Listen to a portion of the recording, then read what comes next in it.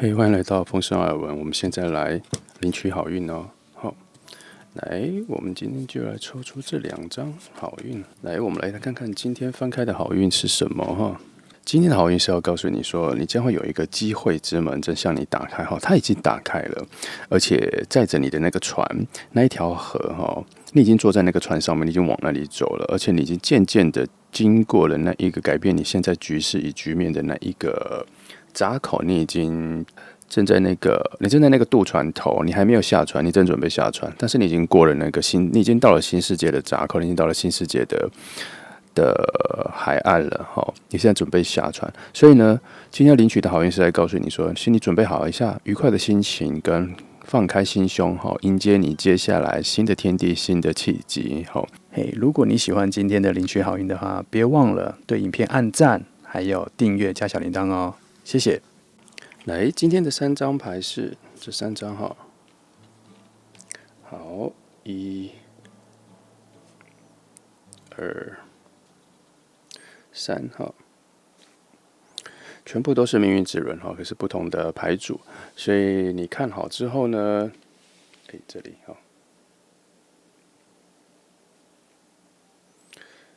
好。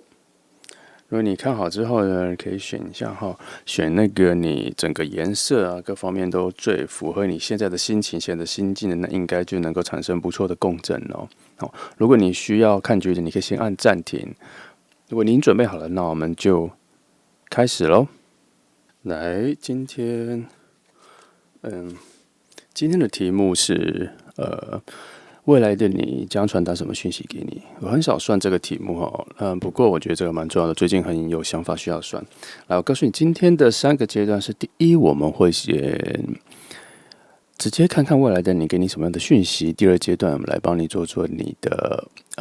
各方面的能量的检测了哈。然后第3呢，我们来看看其他的塔罗牌有什么讯息我没有看到、捕捉到的，然后他要提醒我来解读给你的哈。来，那我们现在就先来看看未来的讯息有哪一个阶段性的讯号要告诉你的哈。好，来看看就这个好了，先放这2个。好，来，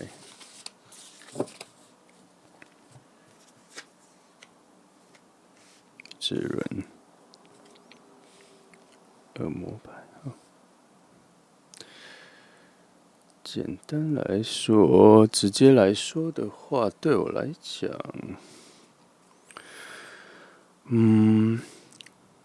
我觉得他可能要告诉现在的你，你自己未来的你要告诉现在的你说，你现在有一个运气跟一个契机正在轮转当中哦，好像有些不错的东西正在推动着你往某一个新的方向前进。然后在遥远的地方会有一些不错的物质收获，跟就是你所期待的东西，可能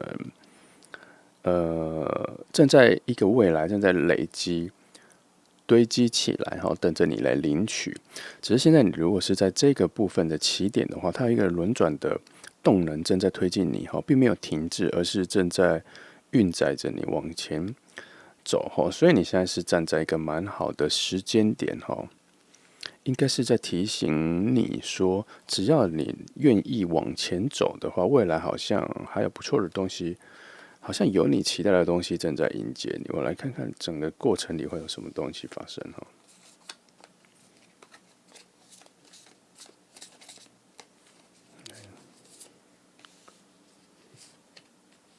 先这里好了，这2个。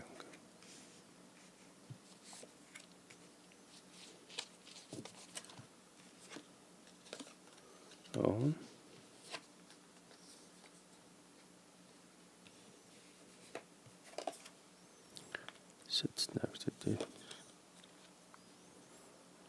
以现阶段来说，我觉得他好像认为你把你身边的事物都调和的处理的都还不错哦，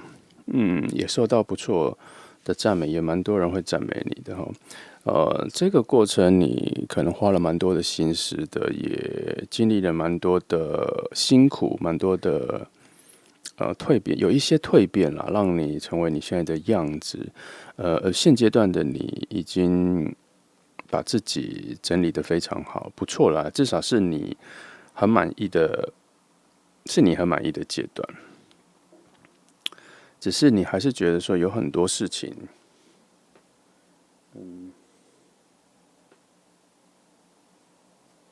只是你还是觉得说有很多事情啊，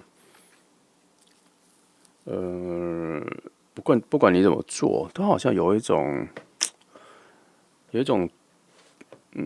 空洞的感觉，好像说你准备了很多东西给大家，然后大家都好像不太接受，有一种白忙的感觉。那也没有关系哈，但是你自己的个人的精神状态、个人方面的提升都还不错。这边看到的是说，即便你做了很多白工啦，这样讲就白工就是对别人付出很多很多努力啊，或者真心的东西，可是别人好像都接受不到哈，是有这个能量出现，但是我却看到你自己个人的能量值却往上提升。可能未来的你是在告诉你的讯息是说，你不用担心太多了，因为在未来的时候，这个路是你自己一个人走的。未来该得到的东西的时候，是只给你个人的，而不是给其他人的。虽然你的人不错，你愿意分享，愿意帮助大家，可是可能大家不领情，或是接受度不够，或是你期待大家给你的回应也没有你想象中的好。但是没有关系了，那个东西，我还是觉得个人的提升比这一切都更重要，因为毕竟你是在处理你自己的本质上的，就是你在提升你的本质。无论你对别人好，就是你对别人好的这一份经验啊，也会在你自己身上成为一个很好的能量啦。我们有的时候不要太期待我们给予别人的东西之后，别人给我们什么很好的回应。有时候太过于期待，这个失落感反而会伤害我们自己。我们应该看的是说，无论我们做什么事情，每一个经验都在慢慢的提升我们自己。即便别人的回应不好啊，别人让我们失望啊，这些都是很好的经验啊。因为一次一次之后呢，也不是说我们不会再对别人有太多的期望，而是如果别人让我们失望了，我们就也不会再那么难过了。而那个不难过，主要还是在于说，我们有经验过了非常多的人让我们失望了，我们觉得也 OK 啦。其实这就是别人的人生哈，我们还有自己的人生要过。别人的人生可能有很多我们无法预期的样子，我们看不见的样子。他们的失望，或是他们的不领情，他们给你的回应不好，可能有他们自己的故事在背后发生。我们对他们有过多的期待，反而也是对别人的一个施压，也是对给自己一种无谓的压力了哈。所以呢，我觉得你这边的讯息告诉我说，你可以 focus 在你自己身上就 OK。无论你做什么事情，每一份经验都是对你现在的你一个很好的提升啊，不是吗？一次一次都是非常好的提升，你才会慢慢的在这边走到未来的自己。告诉你说，你未来会有一些很好的物质的东西哈，有一些收获，你所期许的东西会在不久的将来就会得到哈。来，我们再看看，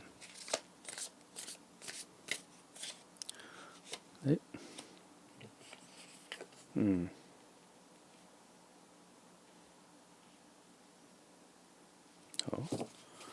觉得应该还可以再。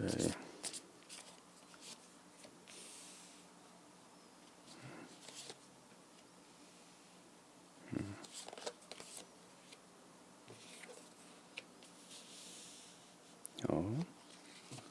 看一下哦。的确，以这整个往上爬升的能量哈，一切都是有一种很完整的发展的讯号往上爬升哈。我能量、风能量达成了一个重要的平衡，而且才能到一个对的位置哈。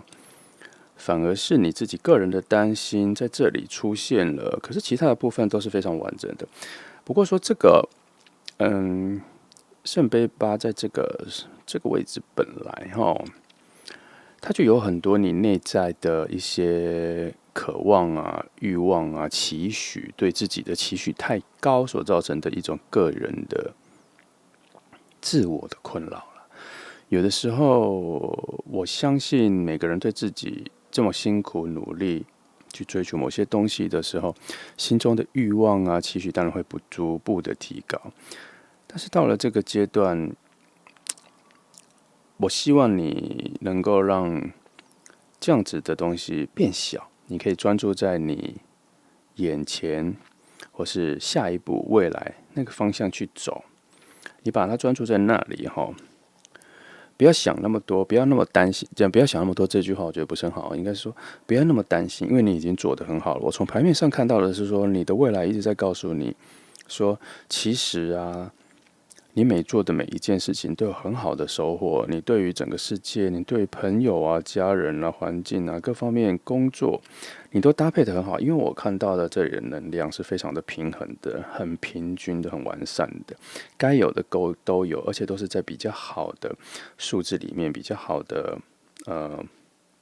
也落在比较好的位置上面，而且整个牌面的正面的光的能量也很够，比较负面的东西都躲在很下面，比较像是你能够解决、你能够处理，反而是你会困在自我的要求或是一些精神洁癖、精神层面的要求过高，而产生的一些自我的困扰，或是当你个人独自一个人的时候才会有的那一种困扰。可是你在跟其他人一起相处的时候，其实你没有那么多的困扰，你都会在 focus 在解决别人的问题，解决现在手上的问题，而且你有能力去解决哦。来，我仔细看一下还有什么。对啊，从这里看出来你的处理能力很好，你是一个非常强悍的人哈，而且你有爆发力，你内在的能量性直觉的，而且你能够获得你该有的东西哈，这整个社会、整个未来并没有在亏待你，而且你一直拥有所谓的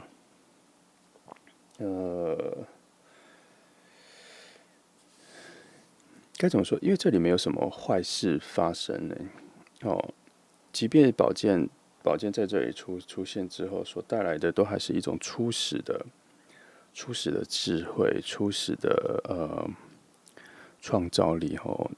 你都还能够保留那一种最原始的初衷、最原始的，你并不会因为太多的阻碍或是太多的影响别人的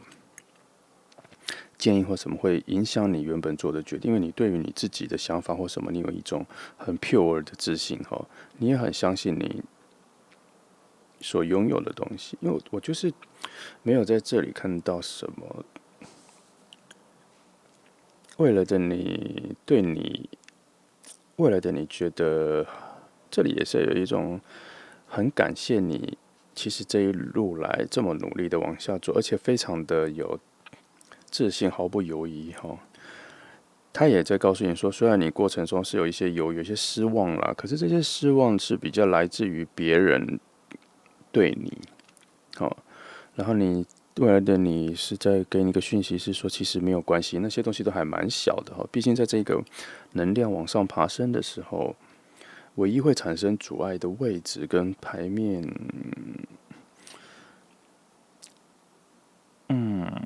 都很像是在水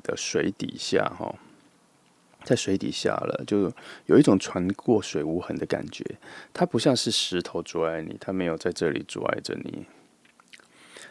最后出现那个恶魔牌哈，我觉得它比较像是强化了你该得到的那样东西的一个感官了。应该是说，它那个欢愉感、那个快乐感会被增强了。就是说，你未来很想得到的某个职位、某一个金钱的额度，或是各种物质上的成就啊，就这所谓的物质，就是说，摸得到的啦，吃得到的啦，看得到，就是什么钱啊、衣服啊、房子啊、车，这种就是东西，然后物质上的，不是精神面的，你会得到，然后会比你想象中的多，而且是因为你的能力的付出，你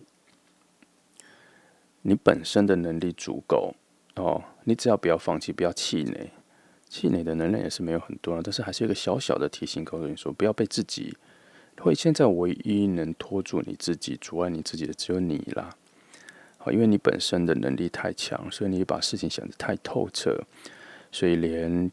绊住你自己的困难跟困扰也是你自己创造出来的。好，这是唯一我能看到的一点点。来，我来看看一个比较隐性的问题出现在哪里。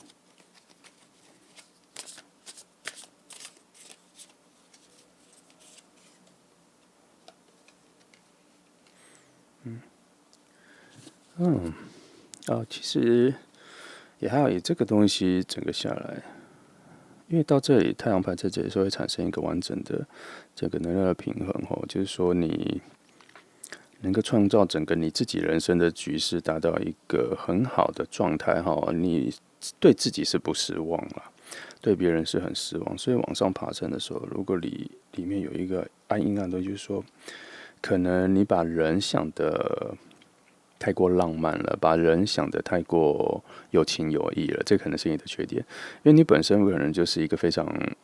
有情感面，对人也是很有情义的人，可是其实不是很多人都是这样对你哈，所以你的失望面可能是来自于他人更多，然后你就会开始责怪自己，说是不是因为你做的事情不够好，所以这个困扰被你自己创造出来了，你才绊住自己，说你会有一点些许的责怪自己，你反而不会去责怪别人，这可能这是你的优点啦，就是你的优点是你的特色，这也没有什么也不好的，只是你可能可以把这个能量缩小一点，不要把它放得这么大。但它这一切也不算是能够帮助你的，没有什么好帮助你的能量，因为你自我的追求、你的愿景啊，各方面的能量实在太强了。无论说这里爬上来之后，你处理事情的调和能力有多强，你升华的能量，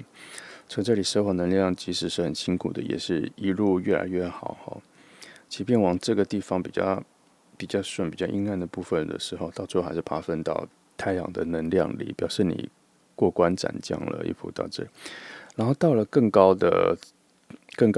意志力阶段、更高的能量阶段的时候，你却已经变成了比较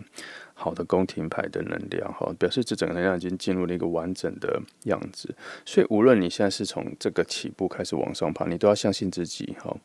你未来啊，你慢慢做的事情的时候，你要相信你的直觉，相信你就要对得起自己哦，你要更有自信哈。处理事情的时候，可以更倾听自己的话，你能够一路发展到很好的样子哈，会超过你自己的期许。然后，当你第一次进入了太阳牌之后，你会第一次感觉到你对于自己协调各方面事情的能力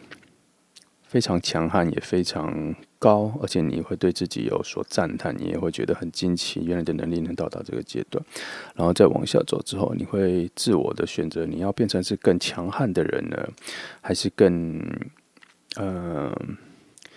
对于其他人更有恻隐之心呢，更能体谅别人的人呢？这两方面你可以做一个协调，看你要变得比较哪一种人，比较强悍呢，还是比较有恻隐之心的人，你可以选择，但是都是你。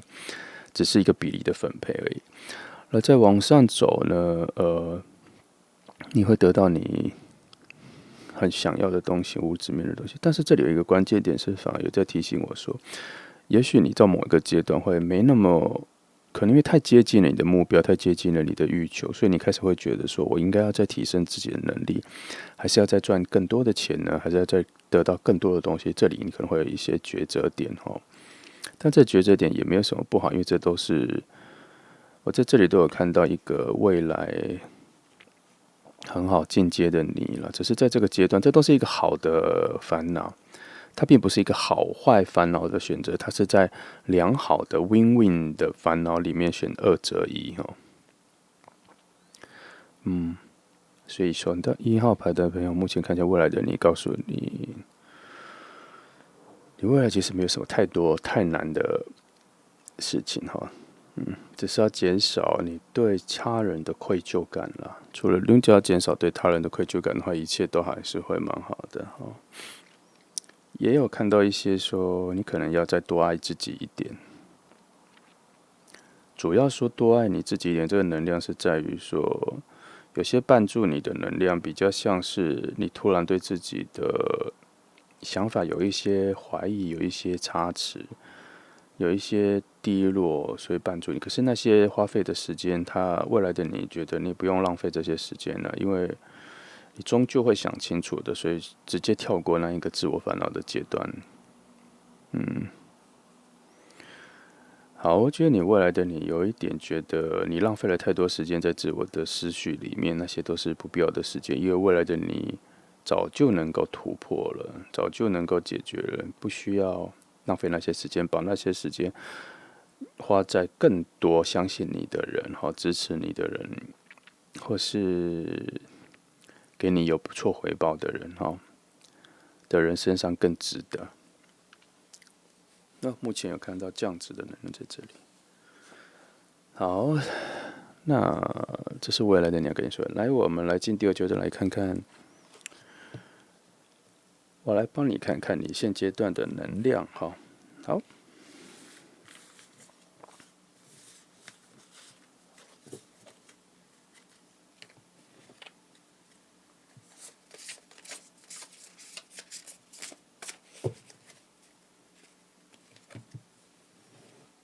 来洗一下一般来说，有些未来的讯息其实给的蛮精准的只是说你自己自我意志力的，其实你的意志力啊，还是会在这整个集体意识里面改变了已经原本被预定的路。但你的意志力要够强你的执行力要够强，一定能改变的。但是如果你不改变，它还是会照着原本比较好的路走，其实是没有问题的。但你如果要让现在局面能够好再更好，你的意志力加强也是很重要的。来，我来现在看一下你的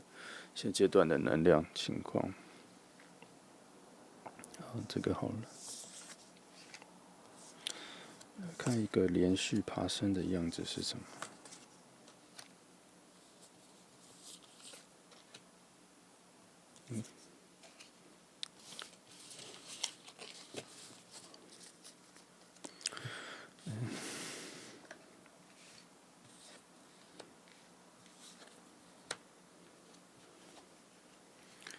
我看一下，还不错啊。它这个，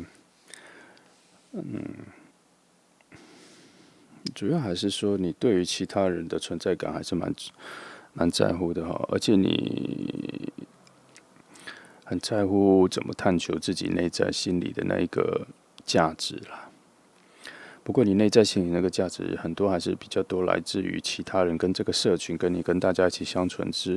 之后，你在这些人之中你的位置，才能够映射出你的内在心理价值是什么。但我反而想提醒你你这样会让自己有点太累了。就是像这里它这个牌，我觉得它我觉得你太累了。就是其实有的时候你自己的价值跟你在你自己心里的位置其实你可以自己定义起来，你并不需要在这么多在跟大家一起相处的时候才定义出你自己的位置，因为你这里有点像是你在push自己进入了更难的团体生活，更难的跟与人竞争的一个环境虽然你很喜欢你在这其中的勇气竞争的能力或各方面，就是我是有看到那一个很令人这里面这个就是勇气牌嘛。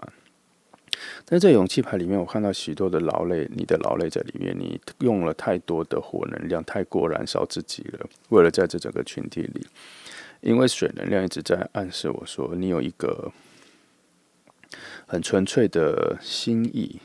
很 pure 的自己。但是因为环境不许你要去跟大家竞争或什么的时候，你反而有点失焦了，觉得追求自己的生命价值跟内在价值的方向，好像是要跟大家一起生活，跟大家一起竞争之后，才会凸显出来你的位置。可是其实你自己是不用的，你自己早就知道你自己的样子了，何必需要跟其他人一起才能够证明那个位置呢？其实完全不用有的时候我觉得可以跳脱出来，所谓的跳脱出来，就是说，其实你以为的这个区域、这个领域里，或是你现在工作的这个范围里，你以为你的价值在哪里？其实没有，其实旁边有很多看着你的人，他们并不会认为你要在这个领域里，或是这个区域里，或是这个社群里有所成就、有所突破、有所地位，才是你在这个世界或是你的人生的位置。其实我看到你旁边有很多人看到你的位置，并不局限于你所认为的这个范围里。很多人比你更能看到你所追求的内在心理的那个价值，就是说，你内在在追求的内在心理那个价值啊，就是这里哈。你知道是什么，但你被你现在前所追求、所竞争所在的社群里面有一点点起雾了，有点看不清楚了。其实你很知道你想要的那个价值是什么，可是你有点失焦了，或是你有点错看了。你以为要在这个群体里，或是你现在眼前的这个竞争里，或是这个社群里才能够得到，其实没有。我再重复一次哈，旁边的人其实已经看到了那个价值，你有，你反而是你自己把自己局限在这个范围里才会有。其实你可以跳脱出来，做一些你自己想做的事、喜欢的事，会更凸显你心里所追求的那一个价值，反而不会，该怎么形容呢？也许啦，你会觉得在这整个社群里，在这里竞争之后得到的那个价值，是因为跟别人比拼之后得到价值，好像更能够受到别人注意，或是更能够受到认同，或是有更好的头衔。可是其实别人不是这样看你的，别人已经看到了你本身能力跟各方面的价值，已经超越了你在追求的这里。其实已经超越了，只是可能因为这一个你追求这个价值会换来某些利益啊，或是某些回馈，只有这里才能够得到，所以你会觉得要在这里追求那个价值才是对的。可是我这边所看到的世界更大，其他看着你的人比这里看着你的人多，所以在旁边周围看着你看得到你价值的人比这里面看得到你价值的人多。只是现在你可能在拘泥于某一件你现在眼前所要得到的东西，所以只能说眼界可能变小了。你再思索一下我刚刚说的话我是确实有看到两股大小能量在圈住你，而你在比较小的圈里啦。因为这个越讲说这个圈子圈越大，可能是因为这一个就是圆盘这个让我觉得，他就是有人在告诉我说，他有一种很 pure、很纯的那一种价值追求，离你太远了，可是明明就存在在这里，所以才会让我觉得这个圈好像有里外之分，所以我就这样提醒你哈。来，我再看看还有什么，希望你听得懂啦，这个部分。来，我再看看，帮你翻翻这个的位置。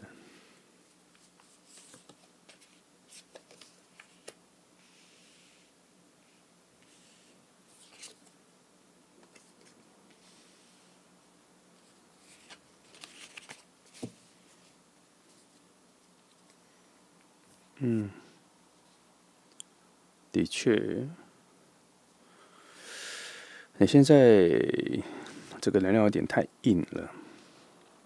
有点顽固了哈。你要再更放软一点，你内在有一个很柔软、很浪漫、很美妙，像漂亮的花园的一个心境。最近怎么好像没有人看过的感觉哈？太硬了，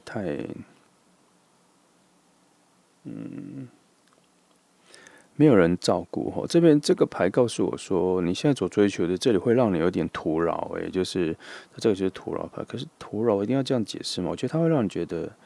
我觉得这有呼应到刚刚有两种眼界的关系哈。因为它这里有一个能量告诉我说，你现在所追求的这一个东西太小了，比你应该追求的东西比较起来太小太多了。就是说你所能得、你所能追求、你所能应付、你所能创造的东西，比你现在所追求的东西再大一点。你自己可能心里有某些执着，有某些怨恨吧，不是怨恨啦，就是某些想要赢的东西正在你眼前，你快赢了，你很想赢，所以你在竭尽全力的要去赢下来。可是底下有一个讯号告诉我，这对于你整个世界、你全部的你来说，这个目标太小了。你能够用一样的能力做更大的事情，你想一下哦，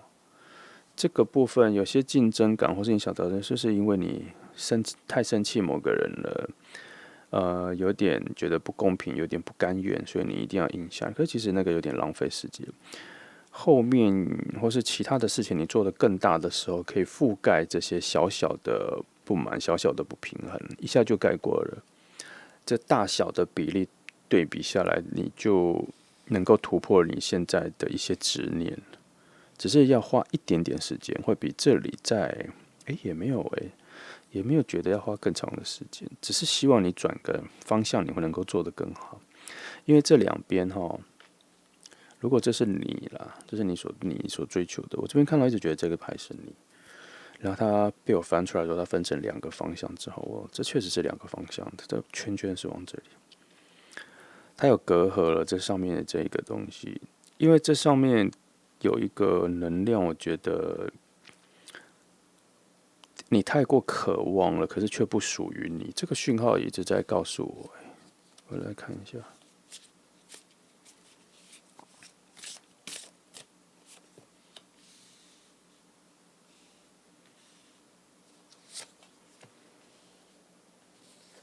看这个，的确，我觉得你，它另外一个外圈大圈的能量又被加强了。看你啦，现在你现在的能量节奏，觉得你也许，如果你现在还在努力追求某个你现在很想的东西，我觉得你可以把时间缩短一点，你还是可以做，但你把你的时间缩短一点，快一点把它完成之后，然后赶快去做一些更大的事情，或者更其他的事情呢？应该说不是说更大的事情，而是多为自己做一点而不是多为别人对你的感官或是对于你的评价而做。你所要做的是对于你的人生的喜悦而做。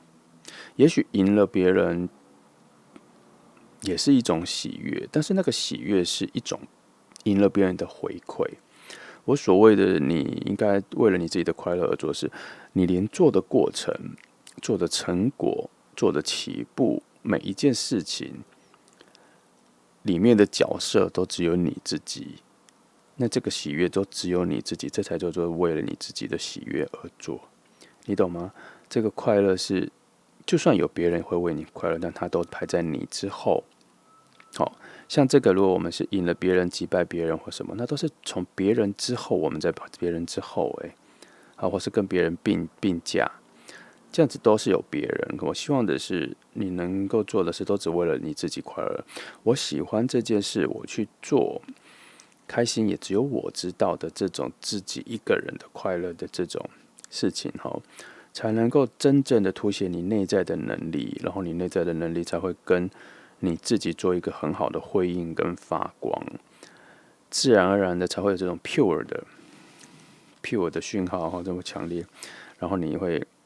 绽放一个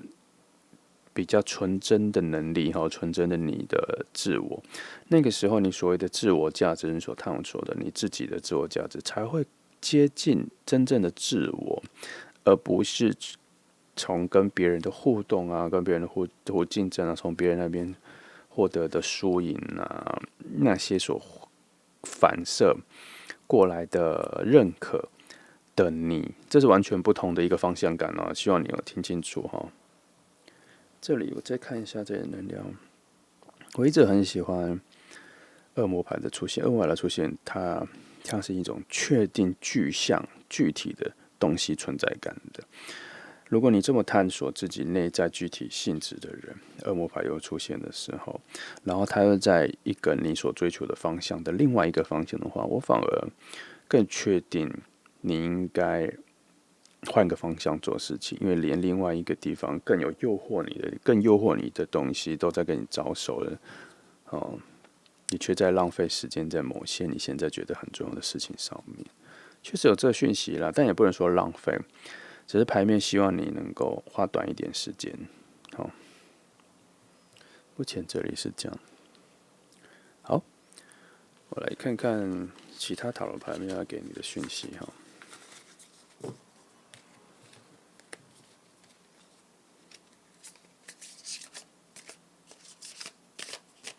好，来其他的塔罗牌，来先抽一张，这个好了，先抽一张梦境卡哦。等一下。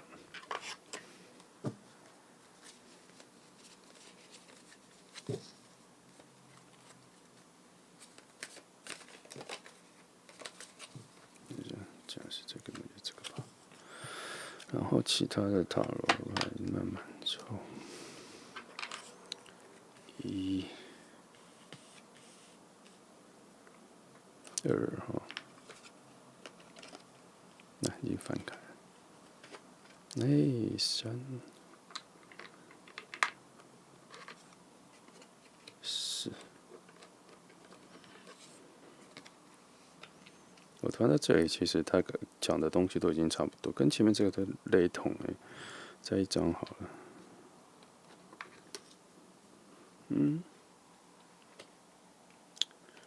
一样也讲的东西讲完了。刚刚前面那个已经讲了，他其他塔罗牌给的东西也是差不多诶。哦，梦境卡告诉你 regret 就是后悔了，但也是还好啦。只是我就觉得他给的讯息是叫你不要花太多时间在你现在眼前这件事情了。如果你心中是因为要去除一些内在的不平衡啊，或是一些不甘愿的话，现在可以差不多缩短时间解决了。因为后面你看这里又出现一些很多物质的未来展望的，还有你内在心中的能量呢，都是往一些更好的方向走哈。然后隐士牌又再度出现，跟太阳牌做一个呼应。确实有一个在告诉我说，你有更好的能量，能够去获得你想要的东西。很明显，你所追求的、你所探索的那一种你好奇的未来的发展性，跟愿景的那些的，你希望能够实践的东西都有，你都能够做得到。只是你现在 focus 的焦点是比较有点失焦了卡罗也没有觉得你现在是错的，或是你不好，只是我脑子一直出现上一个牌组所带来的讯号做的一些延伸。因为我在翻这牌的时候，我是在带着上一排第二阶段的那个牌做一个延伸的翻牌的时候，他还是给这样的话，我就觉得呼应了。我觉得你应该要缩短时间去解决你现在眼前的事情，而去做一些更属于你自己的事情了。因为你内在的能量、内在的火焰跟内在的那个光明面，跟你呼应着你的能力，跟你所能够实践的一些愿景，都是往好的地方走的话，希望你不要太浪费时间了，因为你下面还可以做更大、更好的事情、更完善的事情，出乎你意料的事情有在后面等着你。再一张好了。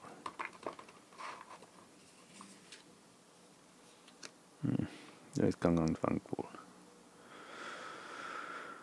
没错，你能够更有创造力、更浪漫、更能打动别人，别人能够更理解你，更能够体会其他人，你还能做，反正就是你能做的事情更大啦你有更多的能力可以影响他人、鼓舞他人不要浪费了。好，目前这就是选到第1号牌的朋友今天的题目是要告诉你未来的自己要告诉你哪些讯号我觉得其实它要告诉你蛮多的，然后我再从塔罗牌翻出更多我这边还能够得到的多方面的讯息来提醒你让你成为更不错的人，更令自己满意的人希望你能够理解我在牌面上象征里的诠释，我希望能够帮到你任何一点都好。好，如果你喜欢，记得按赞跟订阅谢谢。我们来进行选到2号牌的朋友。今天的题目是未来的你会给你什么样子的讯息跟建议给现在的你。我们会有3个阶段，第一个阶段是直接来看未来的你给你哪些讯息，第二个阶段呢，我会来对你做一个能量的检测看看你现在需要什么样子的建言是我给你的塔罗给你的。第3个部分是我来看看其他的塔罗牌有没有什么讯息想要给你，然后是我漏讲的好，那我来开始第一个阶段要慢慢讲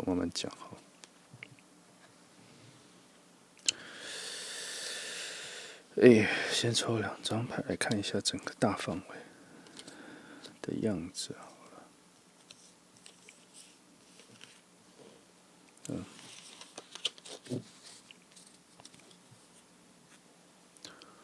好，这里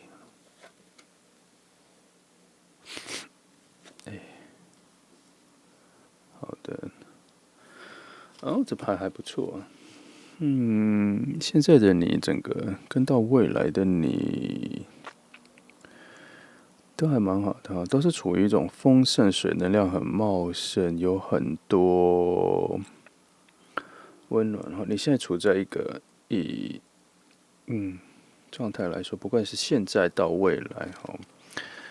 这中间还有一个过程啦不过现在从起点到未来都算是一个不错，有一种进化的能量从一种丰盛的能量，从一种欢愉，有很多人祝福，内在也富足感的进化到一种更 pure、更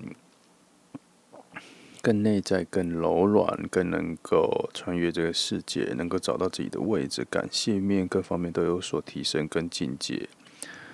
的一个过程那我来看看中间的牌。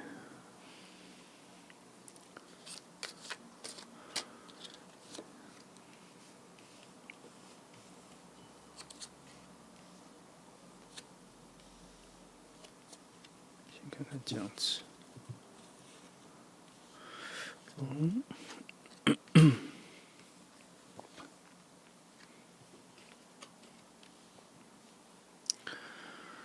这整个爬升的阶段来说，中间会有一些静止期不过也对啦，它会本来就会在一些困难点会有一些静止的状态，会是你需要面对的，但是无可厚非这是一个很正常的阶段。然后你也不过也还好，这水能量都还算是很丰足、很完整。然后到了未来，到了身世方面，静止3世，就是说你最近会有一些小小的挫败感啦，但不影响你未来的整个进化因为它整个后来的爬升状态来说，你未来会有一个很大的境界。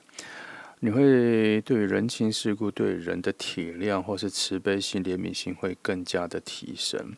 可能是因为你近期或是最近会发生一些比较大的事情，让你感到比较难过、比较挫折，但是还好，因为你内在的富足感跟你对人的期待并没有因此而失望而且你是能量是。你内在的某些热情对人的耐心各方面都还是会留住。这方面你内在是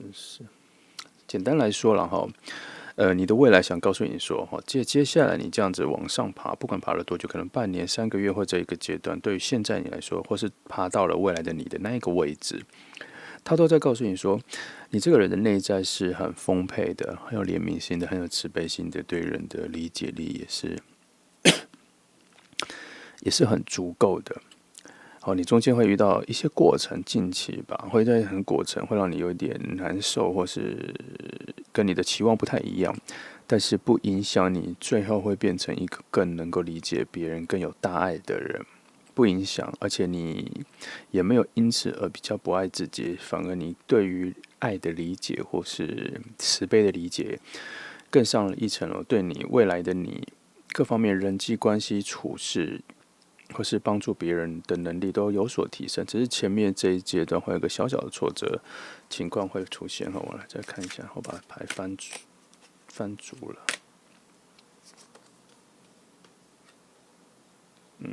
那一个挫折的情况确实是会让你有所全新的体悟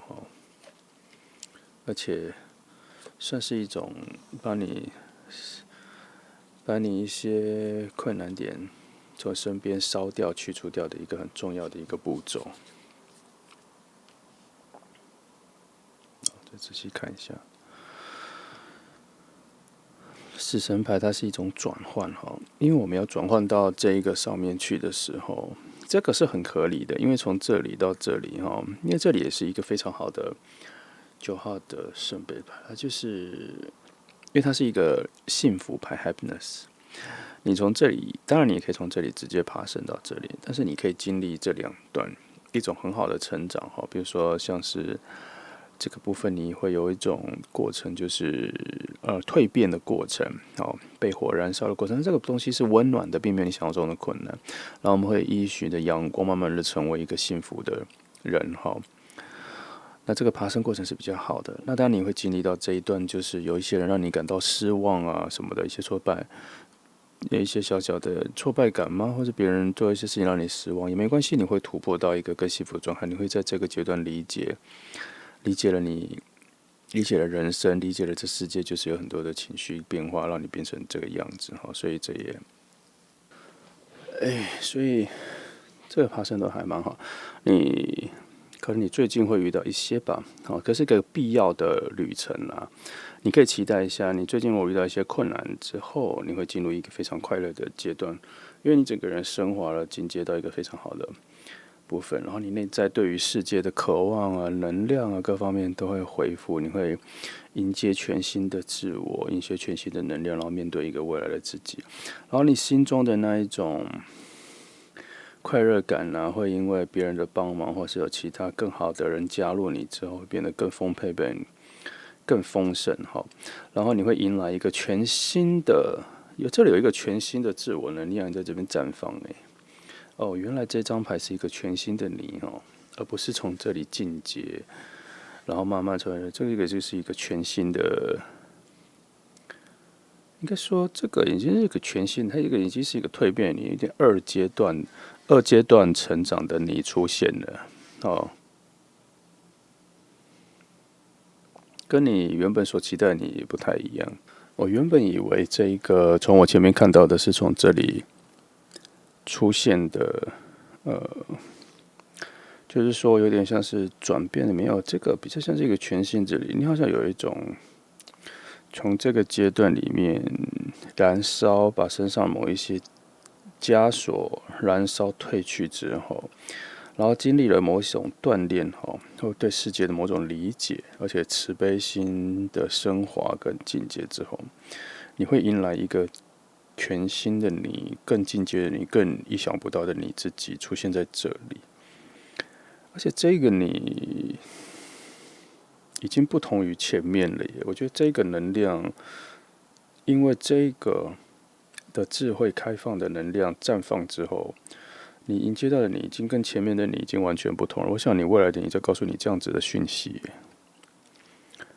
他好像在告诉你说，你可以好好期待一下，你有所大转变，未来的你会成为这样子的你。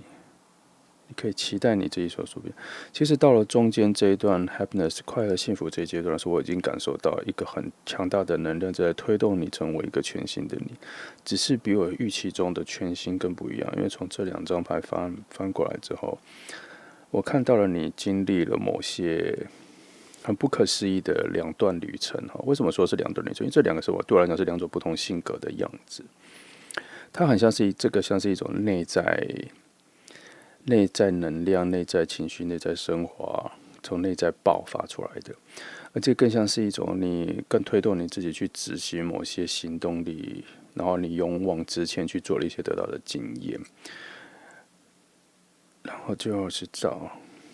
爬升到这个位置的时候，你整个人稳定下来了，看得更远，对世界的角度跟整个理解度已经完全进化到这里之后，我觉得整个物质跟状态是处于一种从零再重新蜕变成这个样子，这个全新的开始。虽然都是一种水能量，可这两个水能量的内在性质，我觉得感受到的是完全不一样的。是完全不都是水的状态，可是不是一样的东西内在。我想你未来的你可能很满意现在的自己然后可以很自信的告诉你说，别担心你正在突破的一些难关你就把它突破下去好了，因为未来的你已经非常满意他现在了，他传达给你的讯息是，你这就勇往直前吧，未来那一个全新的自己，你很值得你去期待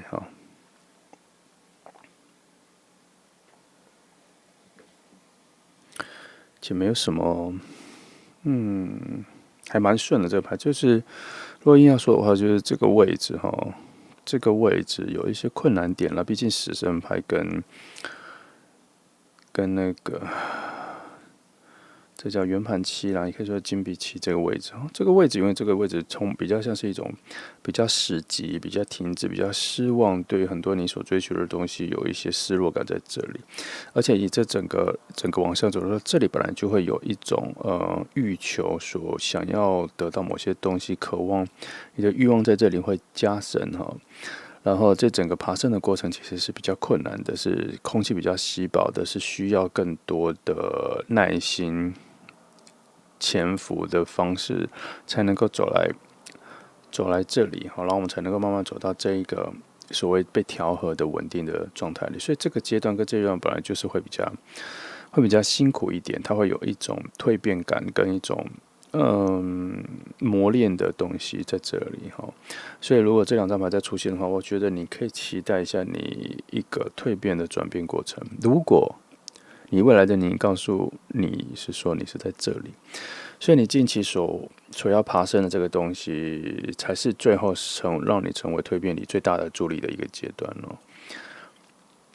也有比较，在这里也有告诉说，不一定是走这个方向，也有走这个方向，看你这个地方，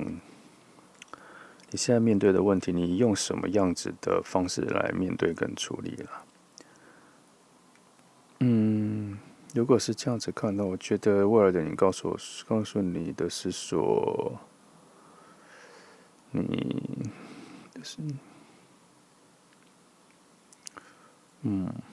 好像是，如果你多一点退让、善良多一点，就是说，为什么说善良多一点？因为有时候我们在跟别人竞争，或者在生存或是工作方面的时候，有的时候太过于善良，可能会被别人欺负嘛。可是这两项在提醒你说，两种路都可以走，你可以选择更善良一点，或是更竞争一点，更争取一点。只是更争取一点的时候，你可能会获得的一些苦难啊，跟折磨或是挫折感会比较高。但是可能得到的经验确实会比较多。那另外一种是我们可能更善良一点，更保持自己的初衷，内在的赤子之心更多一点的话，也是可以往那里走，可能获得的会少。只不过这两种方法都 OK。其实这里告诉我说，其实无论你现在选择哪一种方法解决你现阶段前面的问题，你都还是能够走到快乐的那个点。只是整个过程的经验获得，看你要选择哪一种方式啦。你顺着现在自己的心意走都 OK， 你最后还是会能够走到快乐的位置。当然，我这样讲之后，大部分的人都会选择舒服的方式走了 OK。但是有些人就是会希望想要多一点挑战跟冒险的路，也是可以，都可以。反正收获都是一样啦，没有什么因为你做了什么有所改变。这里是这个讯息比较，但也有可能因为你这里做的事情会影响你最后这里的先后顺序。不过结局都还是一样，因为毕竟这个是一个未来预测牌，其实结局都是差不多的。总之呢，整个牌的水能量很强，中段的时候会有一段非常好的 happiness 的快乐的阶段，然后经历了中间这个快乐丰收的阶段之后，你要再往下一个很不错的成长期，你遇到不错的人、不错的挑战，自己会稳定下来，成为一个全新的自己。未来的你好像就在告诉你说，你未来可期啦，哦，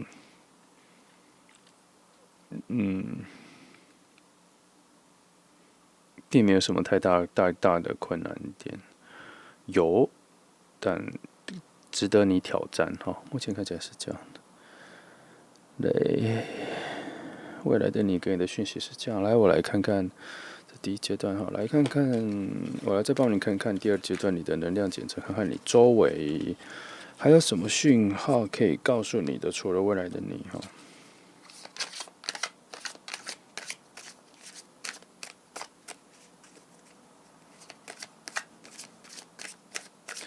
好，我来连抽5张牌，看看是有什么。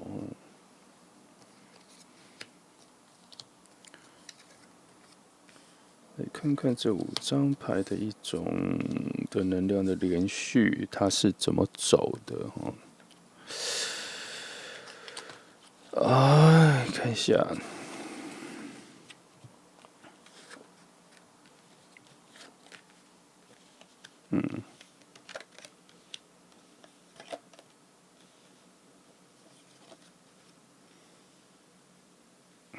死神牌又出来。如果有人说是以近期来说的话，你有一个新的突破点需要突破哈。反正就这样说啦。近期你有一个你非得跨出新的一步的那一个自我要先跨出去，不管是事情或事件，你现在就是要跨出那一步。然后跨出完之后，它会有一个全新的新生的翻篇哈。只不过过程也还好过程跟前面一样，它只有一个这里会有一些小小的失落感吧，然后失落感会造就一个全新武装起来的你哈，战车牌，就是你内心的脆弱会被你掩盖起来啦，可能会是因为这里的一些伤痕跟伤痛会让你这里把自己掩盖起来，但是你最后会进入一个非常好的调和阶段，才会进入一个死神牌这里一个翻篇哈。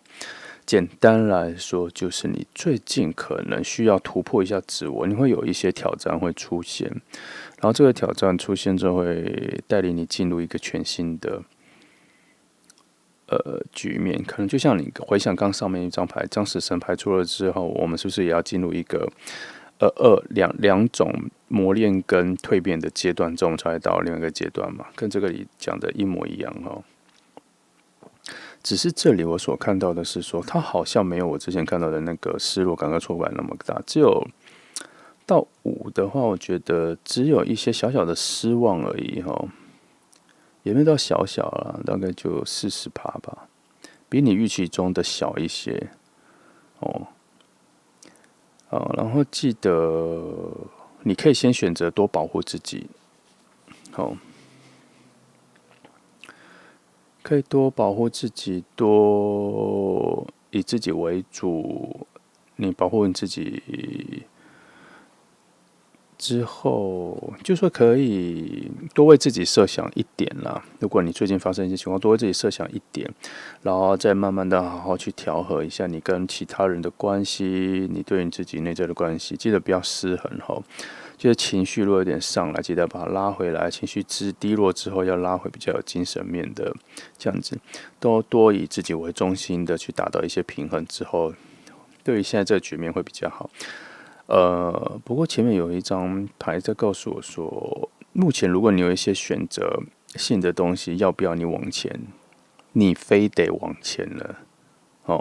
可是这个往前的能量告诉我，不用害怕，有很多好的东西在后面支持你。比如说，你原本的智慧，反正有很多有智慧的能量，前人的智慧什么，你内在会有一些你原有的智慧会支持你去解决未来的事情，是你意想不到的智慧、意想不到的能力、意想不到的 idea。别担心，因为这个牌就是告诉你一定要往下走，没得停了。不要停滞往下走。通常你不往下走的原因，是因为你可能不太相信自己，或是有点害怕。可是愚人牌出现了，就告诉你说你往下走，因为有很多你不知道的自己，其实会帮助你自己。你只是不太相信，或是你不知道你有这些能力可以帮助你自己往下走。只是你最后真的要面对一些小小的失望啊，但前面有告诉你了，别担心啦，你有能力武装自己，保护自己。好，来，我继续帮你往这个牌往下发展下去，还有什么？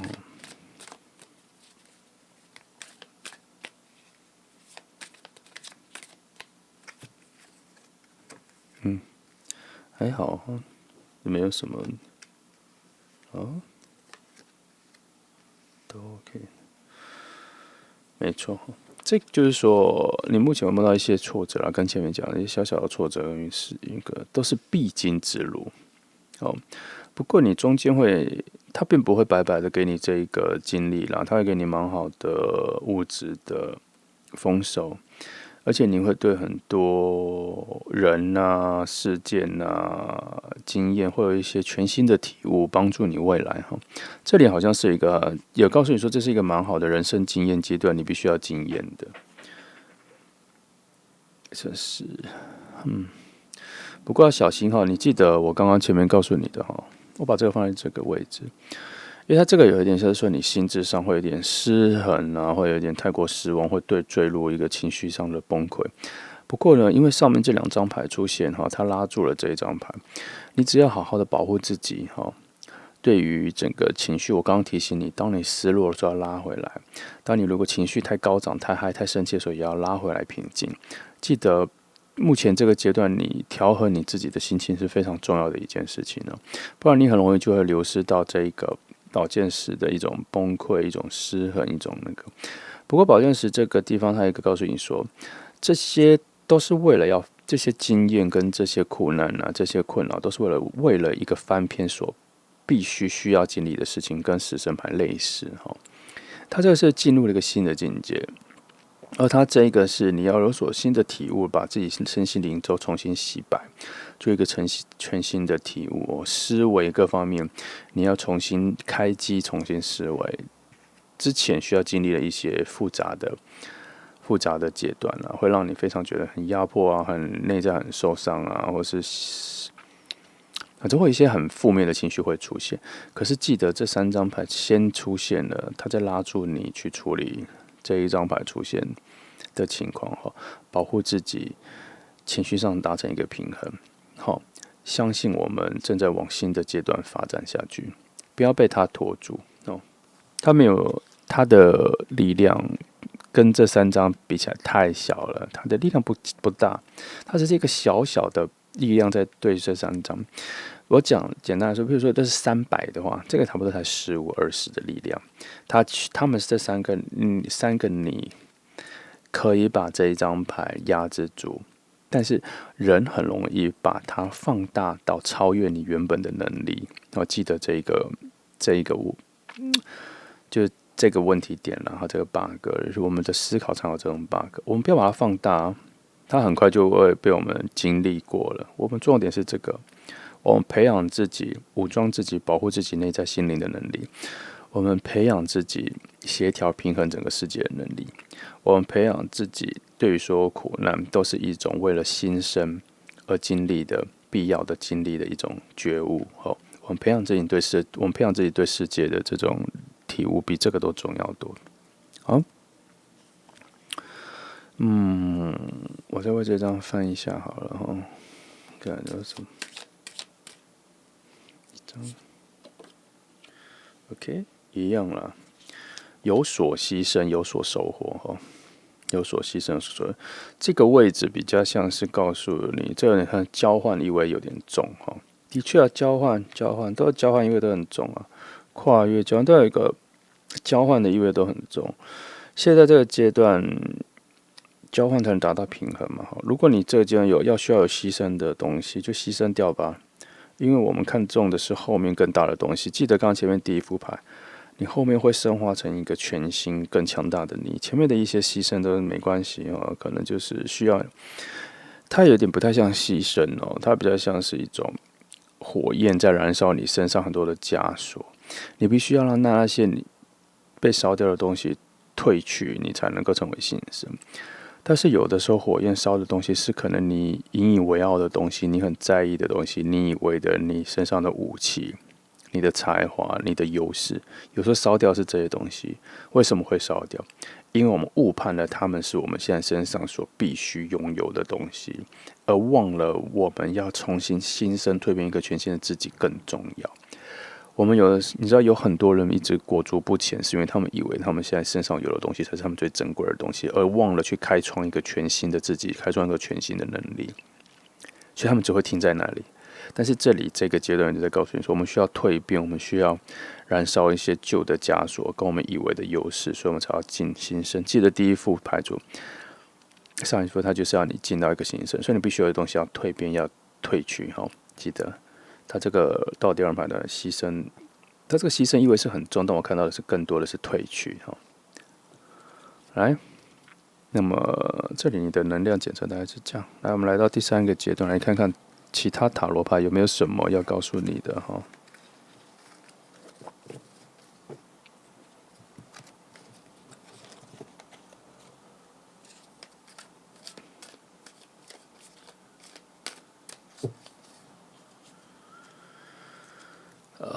来抽，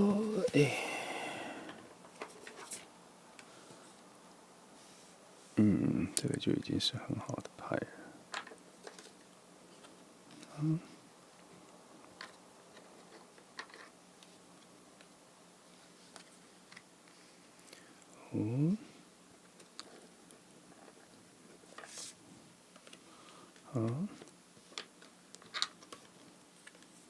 这一张好了。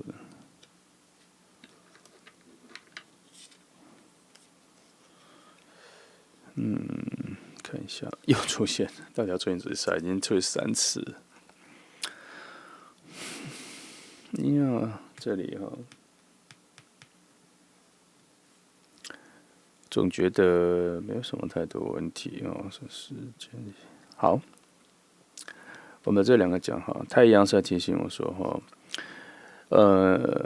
看到宝剑三的时候，我们都不要太紧张，因为它这个算是一个很短暂的情绪跟短暂，它不会困扰你太久所以如果宝剑三出现在这里，后面就出现死神牌的话，我反而觉得你重获新生的速度很快，而且你受到的磨难跟痛苦挫折没有你想象中的重，而且很快就过去了。反而是前面我比较看到的，前面是有一些。有一些你未来渴望的富足你所达到你想要的愿景正在偷偷的发芽而且是有在别人帮助你的情况下就发展成功了，所以而且是一种以欢愉快乐的方式来做衬底的。我觉得其他的塔罗在告诉我的讯息是说，有些不错的好事情正在底下发生，只是你没有办法发现然后你的好奇心也看不到啦，你先要好奇，你要好奇一下是可以去看一下，是你可能够发现，但是其实不重要，你不用去发现。就是说如果你近期真的会遇到一些你觉得会有点感觉到挫败或是比较好的，没关系，它很快就要翻篇了，你忍耐一下然后翻篇之后，你用最快速的方式来恢复自己、治疗自己，赶快恢复起来之后，因为你已经进到下一个阶段了。前面2副牌都在告诉我说，你进到下一个阶段会有一个全新的蜕变，很好的成长，一个全新的自己，意外的自己你自己都会吓到的一个全新的自己在后面等着你。然后我才看到说，原来底下有一些人是会偷偷帮助你的你对于未来的愿景或什么东西的时候，会在之后会给予你会有贵人帮忙。会有人帮助你一点一点建筑起来，物质方面的东西都有。其实不用太担心，只是现阶段你被于现在的困难所迷惑了吧？来，我再帮你看一下。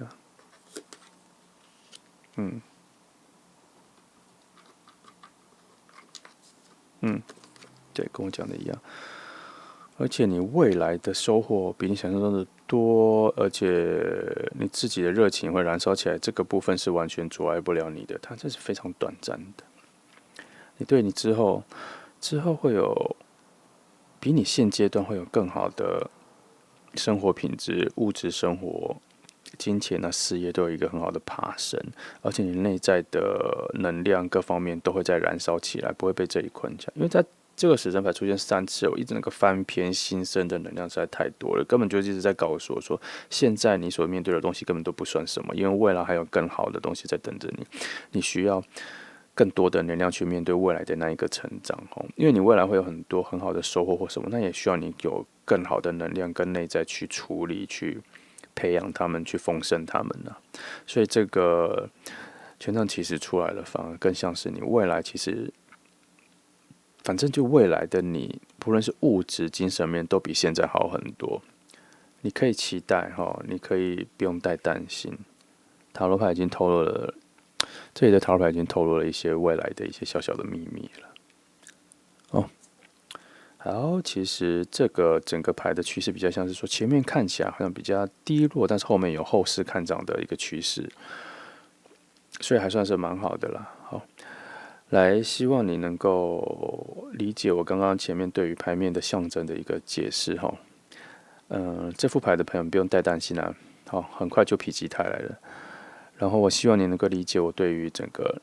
牌面的一个解释跟诠释哈，能帮助到你一点点都 OK。好的，如果你喜欢的，记得按喜欢跟订阅哦，谢谢。来，我们现在来选到3号的朋友哈。今天的题目是呢，未来的你会给你什么重要的讯息呢？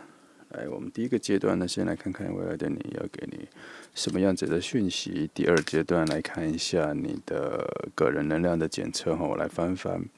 看有没有什么现在整个周遭有什么讯号需要给你。第三阶段呢，是看看其他的塔罗牌有没有什么讯息需要给你哈。3组讯息，看看能不能帮助到你。来，我们先来抽2张。对哈。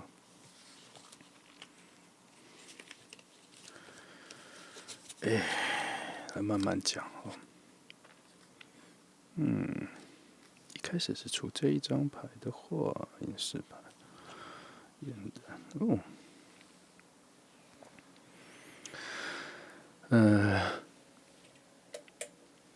以这个阶段来说的话，我看他是在告诉你说，你现在内心哈，可能在致力于探索某一种物质价值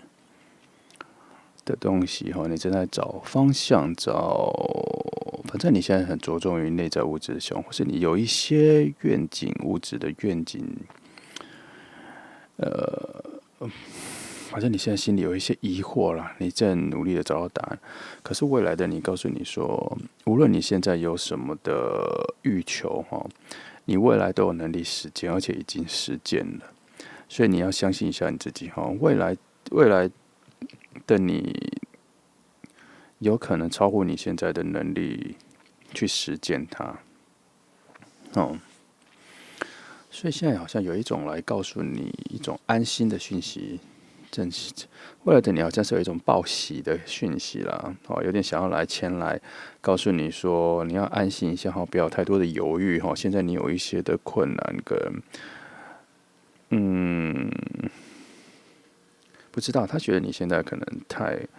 特别想要往内在去探索，而且不是一种精神面的探索，是一种自己的价值、未来的展望。而且有一种愿景，你现在很想要现在确定下来，然后慢慢的往前走。没关系，我继续帮你看清楚哈，牌面上还有什么？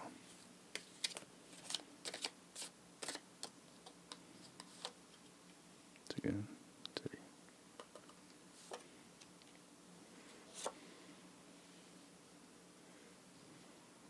这里，中间应该还有3张，这个等下再翻。先看看这里哈。哦，的确哈，你现在还是太担心了，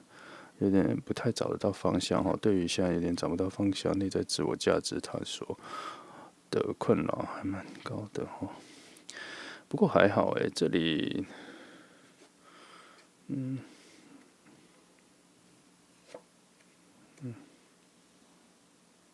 倒是，不过确实真的还好诶。这里告诉我说，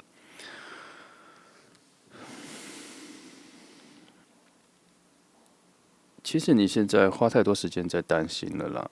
因为他这里有告诉你说，你会爬升到一个全新的，不是说全新的，就是说你有更好的能量在等着你哈，而你现在有一点裹足不前，停在一种思维上的困境里，你太贪心了，你身体没有办法跟着，因为你内在太担心，你身体没有办法往前。现在有一些好的方法是，你可能先让身体动起来。你要怎么想？你要去想，你就去想吧。但是你先让你的身体动起来，往前做。就是你可能已经知道你未来要做什么，你想往哪里做，可是你心里有很多的担心，觉得你做了不会成功。现在有一个讯号告诉我说，你想还是可以想，但你先让身体动起来，先做，做下去之后，很多想法会迎刃而解。而且里面有一些轮转的，就是有一些很不错的轮子在下面推动着你往前。即使你现在困扰着，可是整个时局跟着时间，甚至你自己你心里的有一些火能量正在把你往前推。难怪这里的牌在告诉你要困扰就困扰着吧，反正完全不影响你。因为一开始用隐士牌来当底子的话，的确你现在的内在探索跟内在未知的一些困扰是你现在必须经历的一种思维上的困境，但是你的身体跟时局还有周遭环境会推动着你往前。即使你再大的困扰，你身体跟你的行动都还是会往前。所以一样，你要困扰着就困扰着吧，没关系。你想清楚就想清楚，并不影响现在的你。倒是未来的时候，你可能因为这个牌出现的时候，我觉得你未来可能会经历一个更大的思维困境，更大的需要突破的想法上面的，可能是因为你中间有一些追求的东西提升了，所以你让自己的思维观。我反而觉得学到三号牌的朋友，你们都是一个行动跟思维是分开的人这么说。有些人是只要思维遇上一些困境之后，他的身体就完全不会动了。但是你们好像不是，你们好像是即使脑袋有更多的再多的烦恼，也不影响你现在想做的事情。你能够划分出这个界限来，要烦恼就去烦恼吧，找时间去烦恼，去花时间去烦恼。但是你很清楚认知到你该做的事情是什么，你还是会继续的做下去。所以我觉得，你们就是一个能静下来就静下来，能动就会动起来的人。所以这副牌看起来，难怪最后会有一个魔术师牌告诉我说，无论你任何的愿景或任何的愿望或什么，你们都是有很强的实践能力的，而且不会阻碍你们，最后你们还是能够达成好，然后再继续翻中间的牌。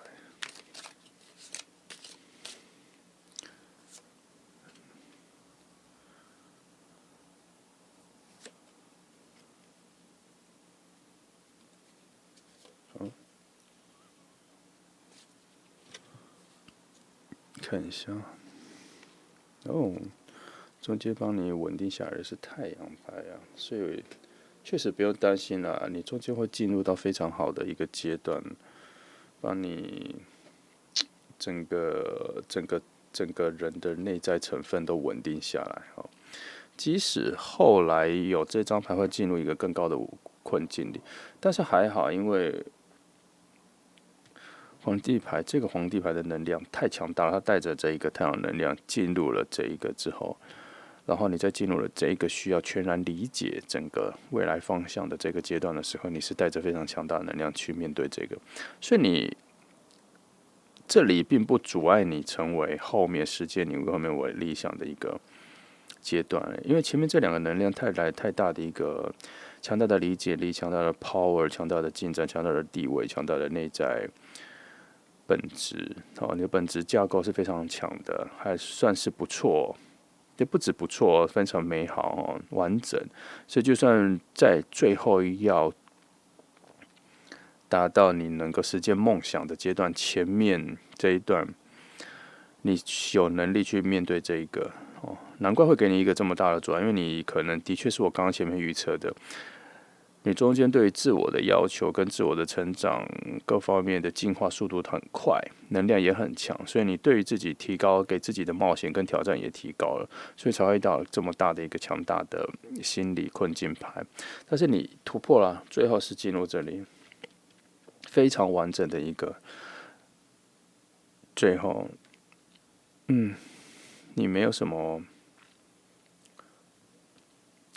你的最后到未来的你，告诉你说你未来的结局非常好，你能够实现任何你想要的东西。然后对于心理内在层面来说，你又得到了宝剑1、宝剑2，这都是一个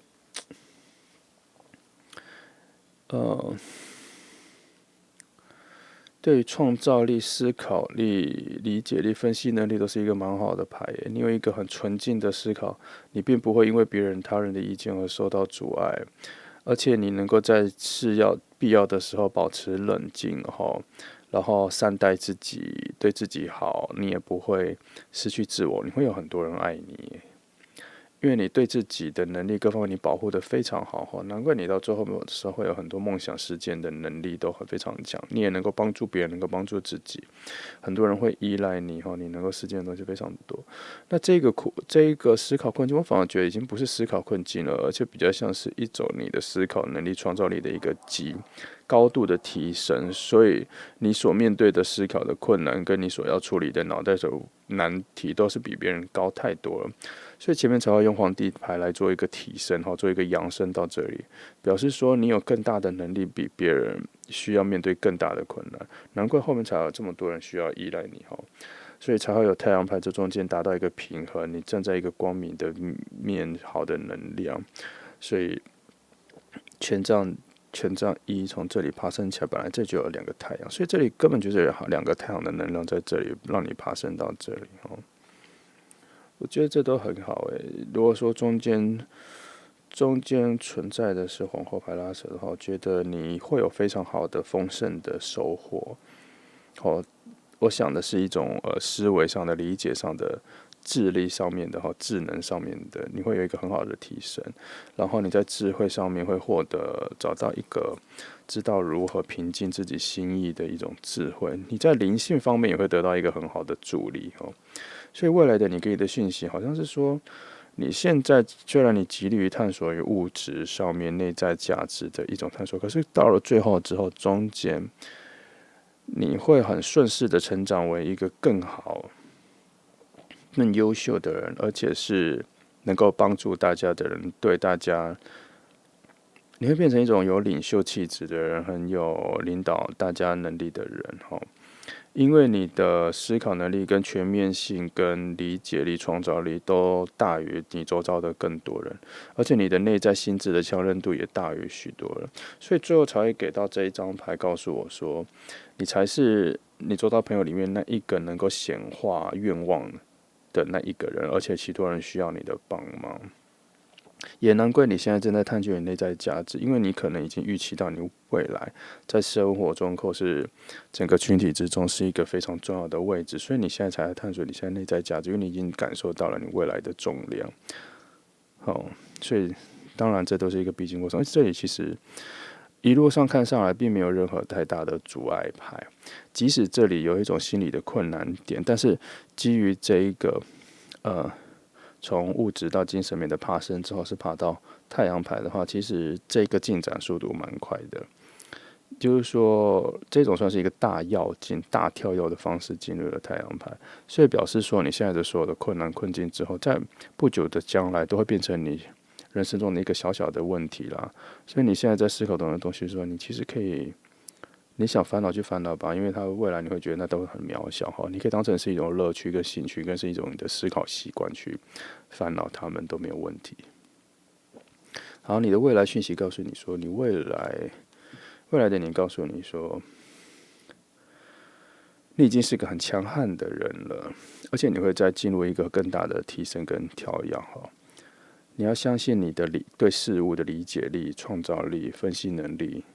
这里没有在告诉你要相信你的直觉都是一些比较理性判断的东西你要多相信你的理性判断它才会帮助你之后成为一个很强悍的人，是蛮强悍的人哦。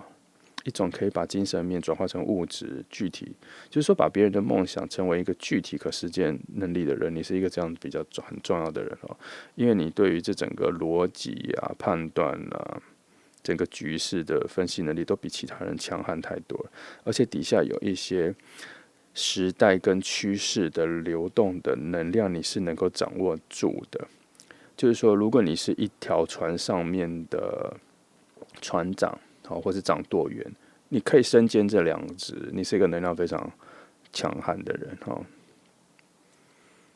这个非常稳定的牌，从这里爬升。worry， 他这只有到 worry， 他没有得到更多的烦恼。其实这个烦恼会比这个更大，但是他在这里才出现，表示说你这个不足以是一个影响你太大的烦恼。但是如果这个以烦恼来说的话，在这里出现，可是你前面的能量已经聚集到非常强大，可以拥有这一个烦恼，你听得懂这意思吗？它不注意是你的烦恼，它反而是你这种更强大能力的人才能拥有的烦恼。这就已经不是个烦恼了，这是一个可以解决大部分人问题的一个困扰。那这就是一个很大的烦恼了，但是你却有能力解决，表示前面的小问题都更能够迎刃而解，都不是什么问题哦。因为你在于心智的掌控上，跟能力的掌控上都非常的好。最后看到的是魔术师牌这一个，我觉得对我来讲是一个显化能力最强悍的牌哈。所以 OK， 你的未来对你非常肯定，然后你只要这样子稳扎稳打的爬升起来，就能够达到这样子的境界。好，我们来看一下你现在的能量的检测哦。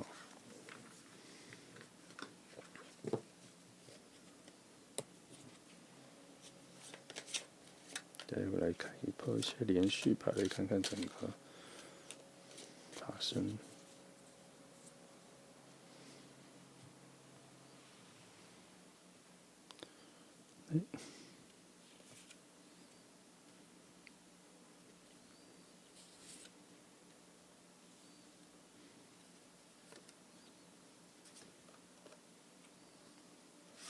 嗯，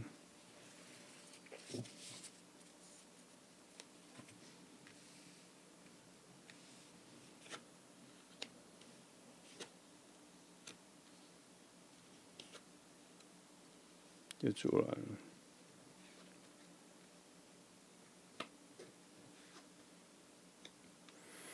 是我没洗干净吗？还是它一定会出来？没关系，该翻到就会翻到。对我来讲啦，也还没翻到前，它这个牌前面都在突然都在变动哈。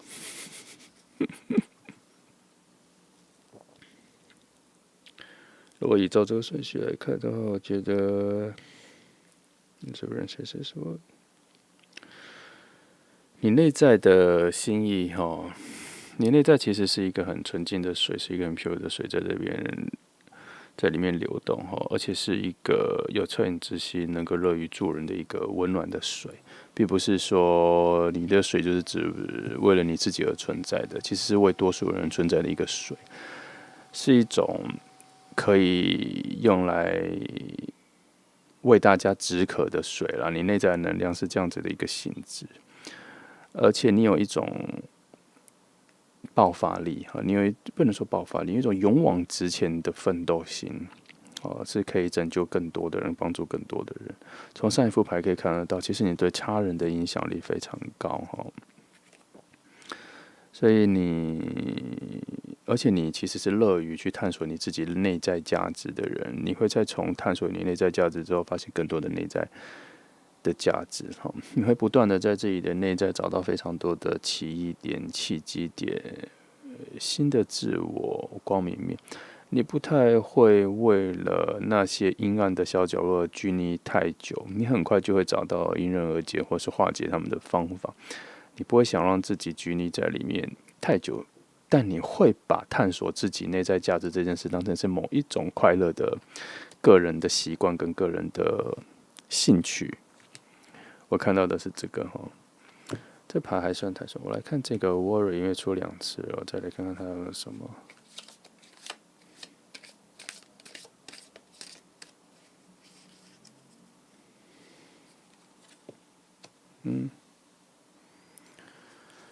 比如说你你每到一个时间点后，你都会需要去烦恼一下你内在心理价值的，因为你在不断的成长中，每一个轮转，每到一个时间点之后，你就需要去判断一下你现在的位置跟价值在哪里哈。这个对你来讲是一个很自然而然的事情哈。的确是照我刚刚讲的，这是一种习惯。哦，原来这是你爱你自己的方法啊，原来如此。这甚至已经不是习惯，这是你一个爱你自己的方法，跟自己独处的方式哈。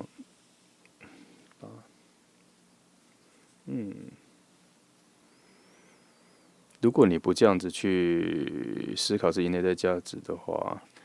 你会无法去思考你的下一步到底在哪里哈。你喜欢一步一脚印的概念啦，你喜欢看清楚挡住你前面脚上的小石头是哪些东西哈，所以你才会在每一个阶段去思考一下你自己是什么，然后你自己的位置在哪里，前面的阻碍是什么，你踢掉之后，你才可以进阶，有点像是玩游戏闯关的概念哈。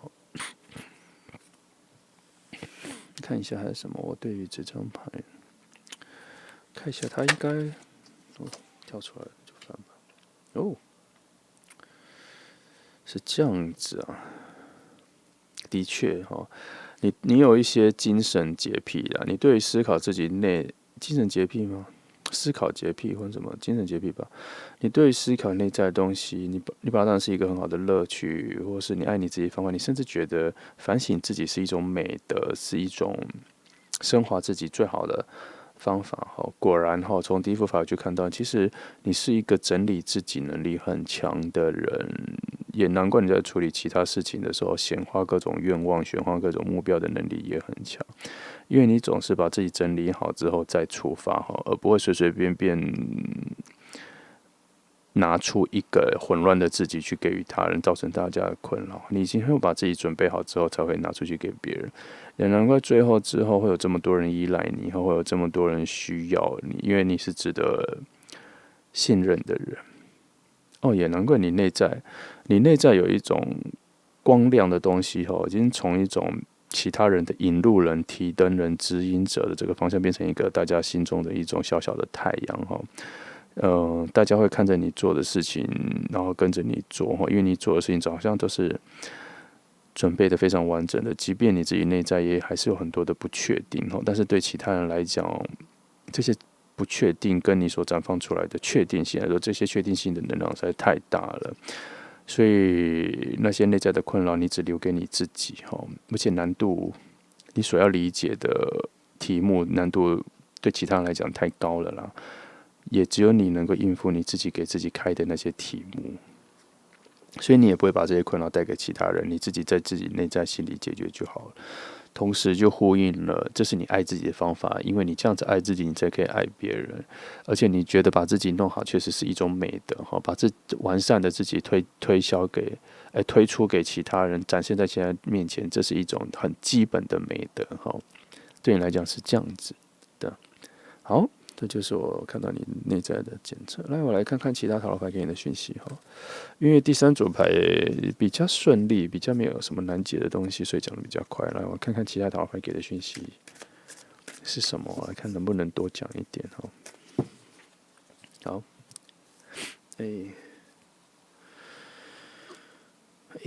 拿这张牌好了。这张突然这一组牌很有感觉。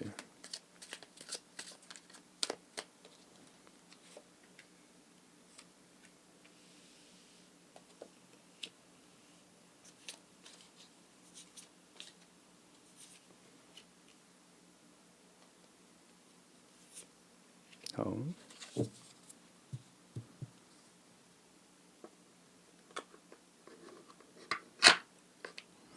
看一下。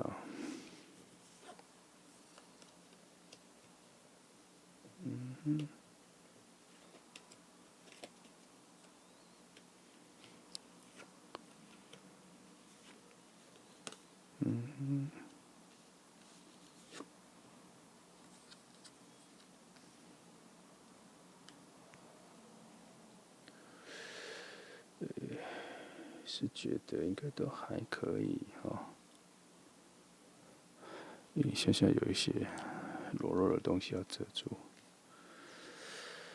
嗯，哦，哎呀，这里试出蛮多，希望你能够无私的对待其他人，因为你的能力真的还蛮好的。你有一些内在的，好啦，我发现你有一些内在的自己才会知道的一些黑暗面，需要在于你去帮助别人的时候才能够解决，才能够化解下来哦。所以多做一些善事，对其他人付出一点，因为其实，在第一组牌我也有看到有一些不属于水的慈悲心。该怎么说不属于水的慈悲心？有些人是发自内心的慈悲心而去助人，而有一些人是在于理智上面发现他需要去帮助人，而且是属于这一个。所以你可以去规划一下，你是不是有多余的能力可以去帮助其他人？你可以花一点时间去做这里，因为这里我有看到这个讯息。你身上所拥有的物质面的东西，有其他人更需要，需要你付出一些。那我再看看这里有什么，我总觉得少了几个。这牌让我觉得非常的强大哦。你有一些东西现在被我看到了，所以我觉得你应该要去多助帮助别人的去化解掉哦。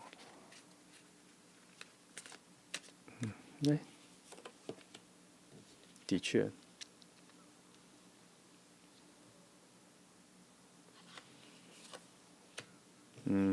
又出来了，这我实在不知道为什么这。哦，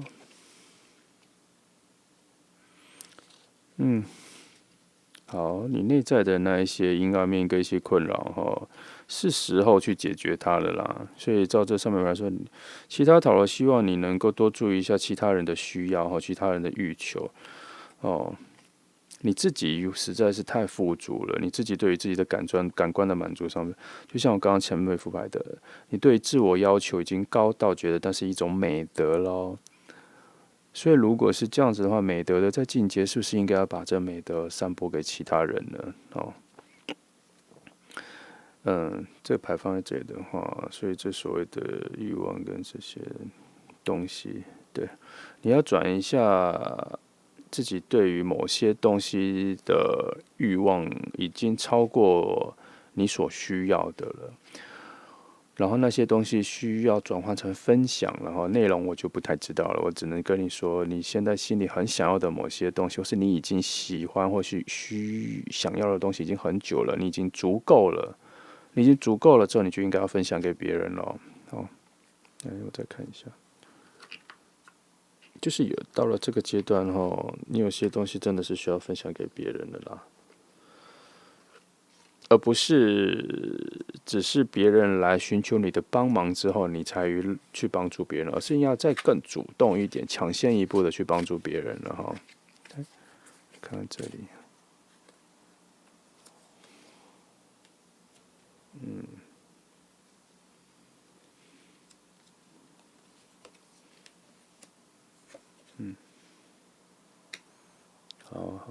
是哦，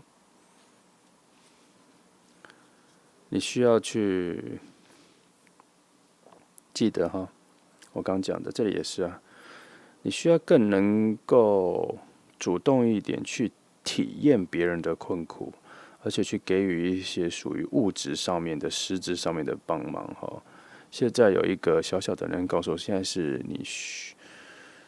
如果你这么在乎探索于你内在价值这件事情的话，如果你还找不到解放，可能你要把注意力放在于帮助别人或是分享别人这件事情上面。你会从别人的故事、别人的反应、外在的世界，你所不察觉或是久久没有触碰的那个领域里面，得到新的启发、新的能量、新的言语、新的角度，来去提升你内在能量的空间吧，广度或是视角然后你在挖掘你自己内在的时候，你才会发现说，原来你只是在某些盲点里面做挖掘，其实你还有无限的内在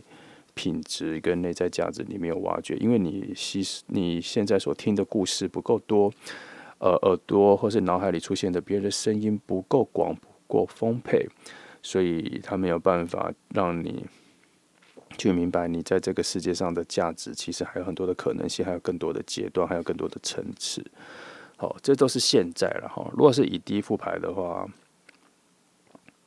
来说，即使你没有这个过程也没有关系，你还是可以升华到很好的阶段。但是如果你想要成为更好、更好的自己，比第一副牌组来说更好的话，你可以现在开始做一种把注意力分给外在的人哈，比你弱势的人，